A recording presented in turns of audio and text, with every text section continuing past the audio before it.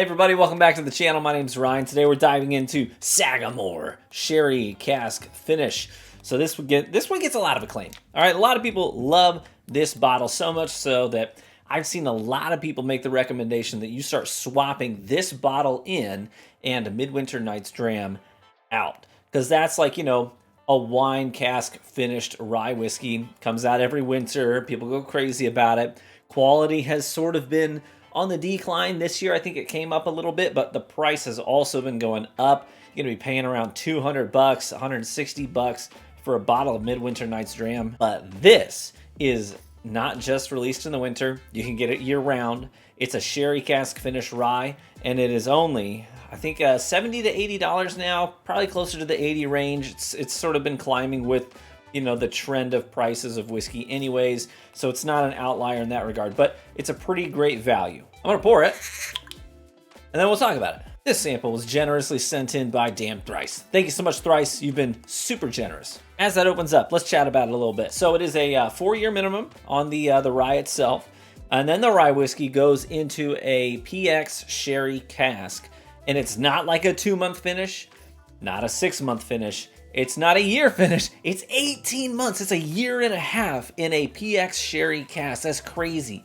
And if you don't know what PX means, Pedro Jimenez is a kind of grape. So Pedro Jimenez grapes are used for PX sherry. Has to be, I think, 85% PX grapes in the sherry to be labeled a Pedro Jimenez. So that's the kind of cask that they use. Known for being both sweet and tangy. A little bit of tartness in there. So this comes in at 106 proof, 53% ABV as well. So it's not like super hot, but it's also not 100 and below either. It's got some body to it. So today we're gonna find out if this is a worthy replacement for Midwinter's Night's Dram, because that one is a little harder to get into these days. Let's see. First thing I get on the nose is some of that characteristic like pine needle and yellow fruits from a good rye. I'm also getting a whole lot of like stemmy grapes that have that sort of that little dusting on the outside of it, you know what I mean? It's a very fruit forward on the nose kind of a rye. And I do like the mingling of those mature yellow fruits that you get with a good rye, but also the grape. So a little bit of red fruit, a little bit of yellow fruit. It's like a fruit salad.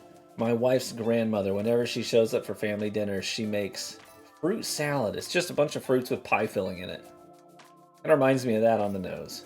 It also reminds me of a mead on the nose. You got the fruit, but you've also got the honey. And those two things together make a sort of thick and syrupy sweet mead.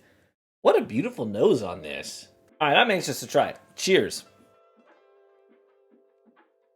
Man, what a beautiful mingling here. Throughout the entire sip, first sip at least, throughout the entire sip, I get that spicy black peppercorn. That's sort of the foundation that underlies all of the fruit notes and the other notes that I'm getting along the way. So that's right there in tandem with all the new flavors that we hit as we progress through the sip.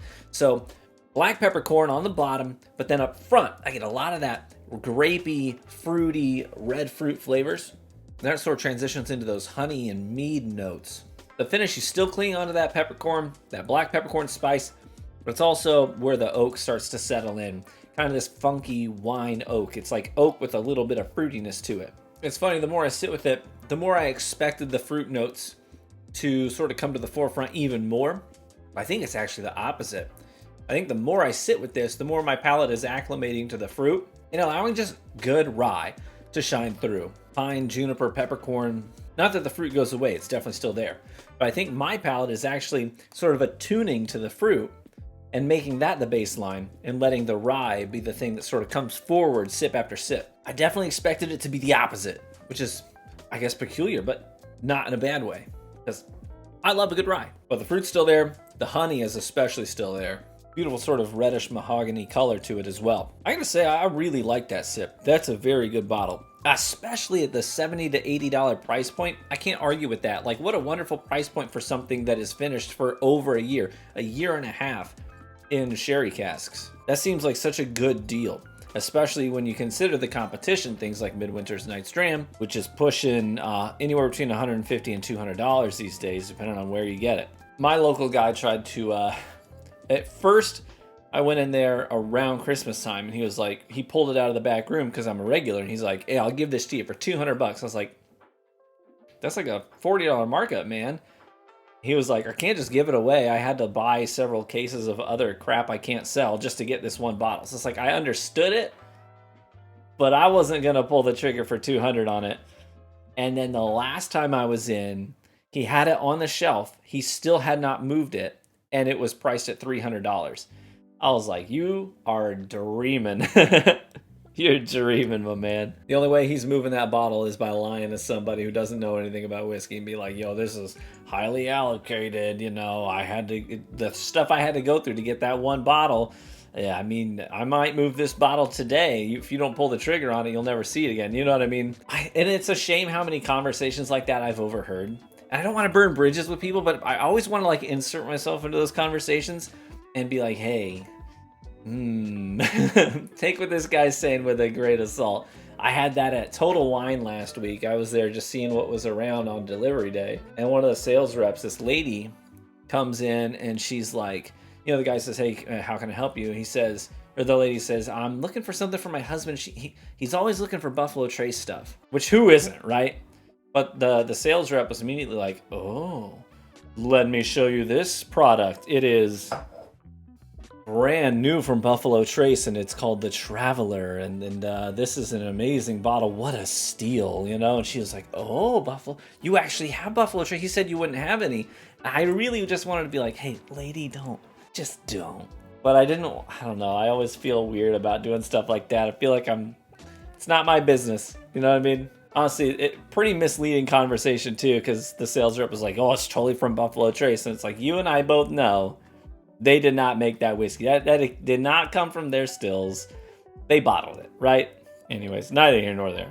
But the Sagamore Sherry Finished Rye, I'm impressed. This is delicious. I think at the price point, how can you argue with that? What a steal. What a deal. Yeah, if you ever get a chance to pick that up, I recommend that you do so. What a great pour. Thanks again, Thrice, for sharing this with me. I appreciate you.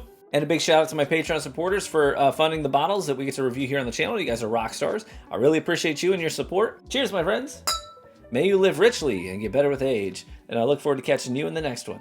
Bye-bye.